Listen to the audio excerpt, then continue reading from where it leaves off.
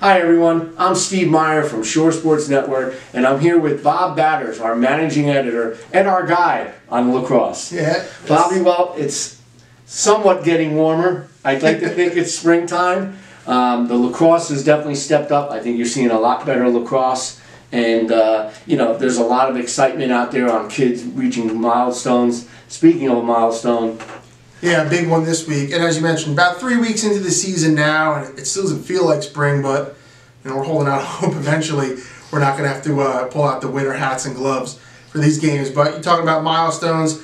We've had a few of them this year, a bunch of kids reaching 100 career points, but one of the bigger milestones you're ever going to see was accomplished just a couple days ago on Wednesday. Manasquan junior Canyon Birch reached 200 career goals, which is just a mind-boggling number, and to do it as a junior, no less, is just pretty insane, to be frank.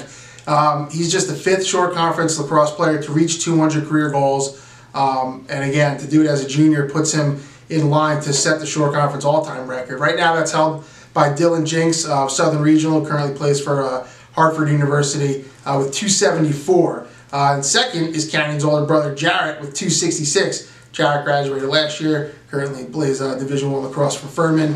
But Canyon now sitting at 201 because he had 8 goals in an 18-8 win over Wall. Again, he's got the rest of this year and then all of next year to pile up some goals. So really just a tremendous accomplishment. You watch him play this season, and you can see he's really taking his game to another level. And his coach, Sean Cunningham, and even his teammate, Jack Fabian, spoke to that in the story I wrote off the game, just how well he's played this year. He's got 46 goals in 7 games. I mean, that doesn't even seem like it's a real number. You'd say it's video game numbers, excuse me, but I don't think there's any lacrosse. Well, we're really only 3 weeks into the season, basically. I know it's been a slow start. You know, you've got a lot of teams that are starting to get their feet underneath them now and are starting to play a little better, which is kind of adding to the parity of what's happening in the league. Yeah, you know, the biggest theme I think of this entire season has been the parity in Shore, been the evenness of most of these teams. Right now we have CBA and Manasquan.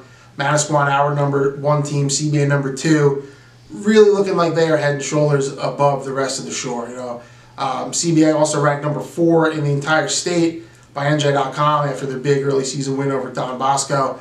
And you have those two just kind of blowing everyone out of the water, aside from a couple close non-conference wins. After that, I think teams 3 from maybe even 11 to 12 can all beat each other on any given day. Right now we have... And you've seen it already. We really have. You know, Freehold Township is our number 3 team in the SSN top 10. Undefeated, you know, the only undefeated team other than Manasquan and CBA. And they've had some close wins. You know, an overtime win over Allentown, an overtime win over Southern, which vaulted the Patriots to number 3. And then you have Southern, again, the close loss to Freehold Township, the overtime win over Rumson, at the rally to beat Brick Memorial, which is a team that only has 1 win, but you see how competitive these teams are. You know, Wall, you can see a very talented offensive team, you know, had a nice little run towards the end of the game against Manasquan.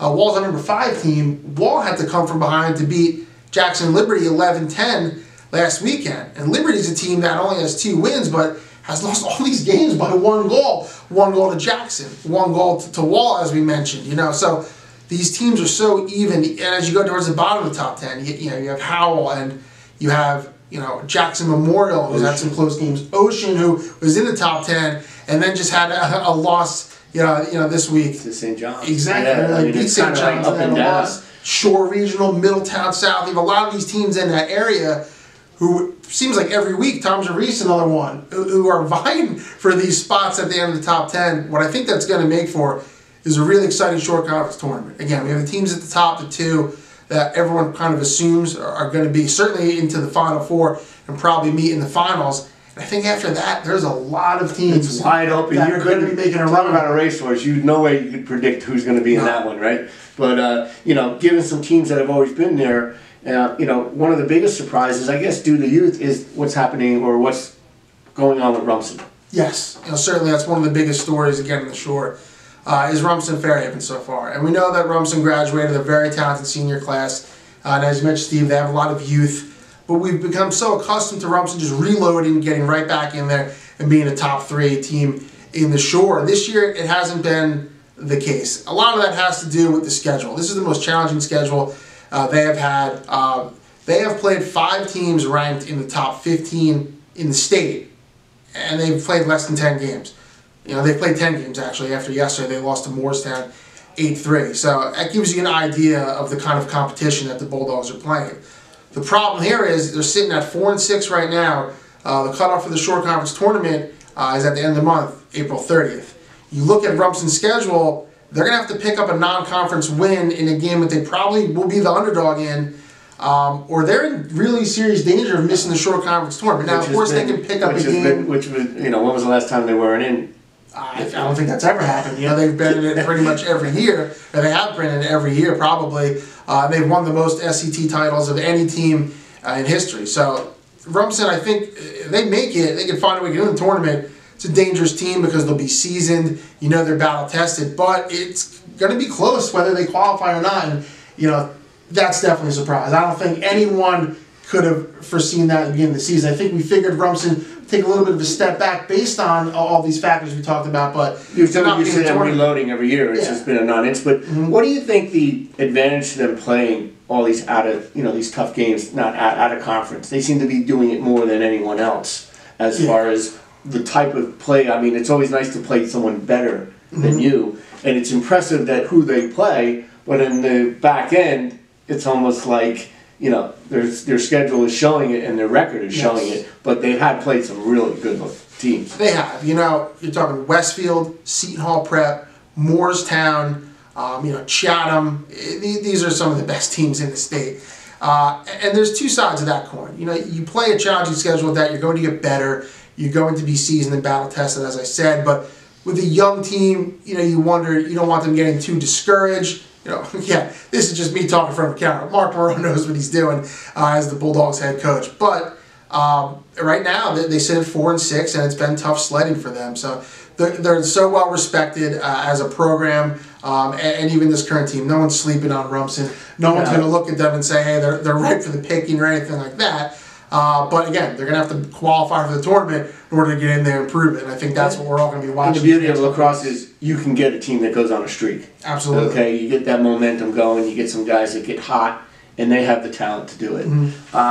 I guess one of the other big surprises, or one of the big things coming up this week, which everyone's going to be on everyone's calendar, is going to be the CBA and Manasquan game. Absolutely. And, CBA, we figured they were going to be one of the best teams in the Shore this season. So far, they probably even exceeded expectations. You know, they're undefeated. As I mentioned, they're ranked number 4 in the state, which is the highest ever ranking for a Shore Conference team.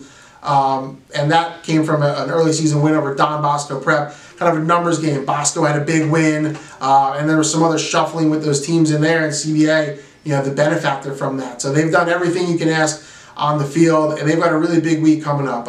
This week, tomorrow on Saturday, it's number 2 versus number 3 in the Shore. They're going to head and face their Class A North rivals, Freehold Township. Those programs have had some tremendous games the last few years, some really memorable ones, both in the regular season and in the Shore Conference tournament. So that should be an exciting game on Saturday morning.